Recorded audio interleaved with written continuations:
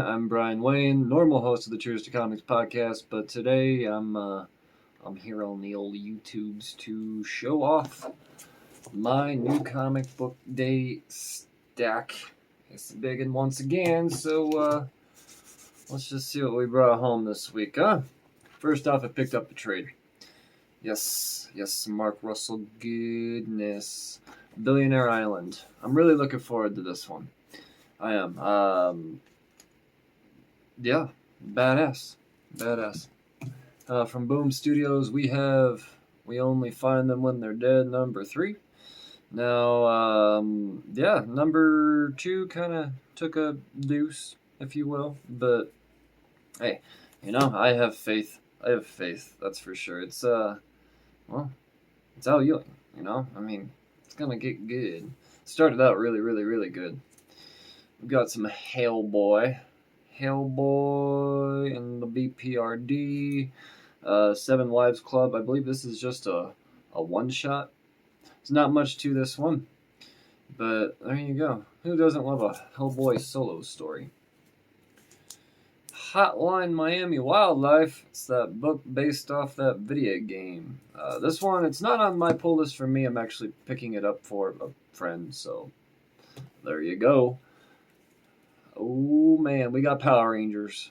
I'm stoked on the reboot. I know Mighty Morphin was awesome. It was, it's exactly what it should be. And Ryan Perot is doing the thing.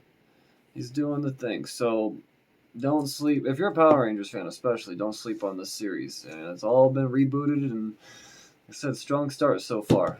Anxious to see where this one goes.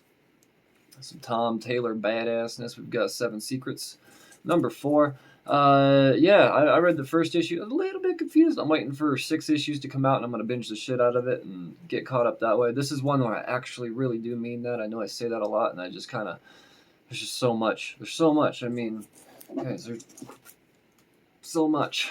So, yeah, you get it, right? But this one, it's Tom Taylor. He's my favorite writer in comics. So just because I wasn't fully on board with the first issue doesn't mean I don't have faith that the dude could write a badass story.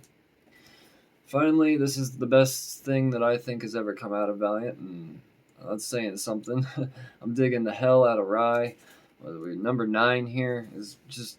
It's an incredible series. If this one picks up where the last one left off, and I would only imagine that it does, then we're in for a hell of a damn book. Because, oh man, some Scott Snyder. We've got American Vampire number 1976, number 2, Black Label book. It's that whole thing. I didn't read the original American Vampire, so I don't really know what's going on here. But it is on my pull list, and I do plan on, just checking it out eventually. I call that the apocalypse stack. I got a bunch of books that I pick up with the intent to read, but not immediately, and this is one of them. From the death metal stuff, we have, what is this? Infinite Hour Extreme. And, we'll find out. I have no idea. It's got a first appearance in it, apparently. It's a crossover between a Lobo and a Batman. Could be interesting, right? We'll see. I don't know what the market, the second-hand market's thinking about it yet. And by that I mean eBay prices and flippers and all that. I don't know if it's blown up. A lot of these new appearances that have taken place in death metal haven't really caught fire yet. So we just got to kind of see where it all ends up when the story's done, I guess. But, yeah. Extreme. Detective Comics number 1030. Jesus Christ. I jumped on it like issue 997, I think. So I'm in it for 33 issues so far, and I dig it. I dig it quite a bit. It's one of my favorites. And then we got a badass variant, because that's what you do. Liber Mayho, baby. Look at that Batmobile. Look at that Batmobile. Look at them boots. He's just so good. Liber Mayho's so good at drawing Batman. Now we got the big book of the week, the one that everybody and the mama wants. We got Punchline. Number 1, it's a little one-shot series. It's Punchline's origin, and it's written by Jim Tynan the Fourth himself. So, it's yeah. He didn't pass it off to someone else and say, "Hey, this character I invented? Give her an origin story." I don't know. He's doing it himself, and for that I enjoy. I'm anxious. I actually picked up a few copies. Oh. Reaching, and yeah, I picked up some extras. Got the variant as well. I'll be flipping those around, I'm sure. We'll see. Stay. Okay, continuing on with DC, we got a Green Lantern Season 2, number 9. Oh yeah, well, I haven't been reading it, but I have been buying it. Superman, number 27. This is the origin of Sinmar. And it's a very blank cover there. Ivan Reese doing that. Now this one right here, this is a big old surprise goody for me. I really wish I would have picked up more of one of this one. This is The Old Turtles, number 11. Not only is the cover great, I love their little stay-at-home cover, but more than anything, it's the first canon appearance of Taka and Razor. Now, you may recognize Taka and Razor from such badass sequels as Teenage Mutant Ninja Turtles number 2, Secrets of the Ooze. My favorite part of all of the Turtles movies was Taka and Razor, so to have them be canonical make me very happy. Strange Academy number 5? Yep, number 5. Yeah, super hot stuff, and it's fun. It's not just hot for the sake of hot. I think it's hot because it's good. Yes, there's a million new characters in it. And yes, the speculators are wiping their lips constantly because, they got to do things to get these books if they don't pre-order. What? So, yeah, Strange Academy. Fun stuff. I'm reading it. That's always been a part of my pull list. The Magnificent Miss Marvel number 16. Haven't been reading it, but it's staying on the pull list. I'm going to have the whole run when it's all said and done. I'll visit it. I read the first few issues and I thought, you know what? This is not so bad. Never was a Miss Marvel fan, but I also jumped on when it was G. Willow Wilson writing it, and I wasn't a fan of G. Willow Wilson writing Miss Marvel. I thought it was kind of lame. So yeah, Saladin Ahmed doing the thing now, and digging it, but I'm way behind.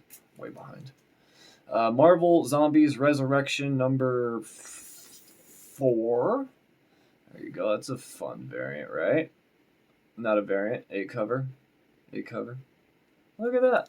It's actually a pretty cool story. It's not what I expected at all, but yeah, it's not a priority read for me, but I still end up finding it being something that I kind of religiously read. Savage Avengers number 14. Look at that cover. The glare right now is terrible. There we go. Yeah, Savage Avengers has been great. I'd jump on it. Do it. Jerry Duggan's the man. Speaking of the man, we got Iron Man number 3. Alex Ross cover. Look at it. It's beautiful.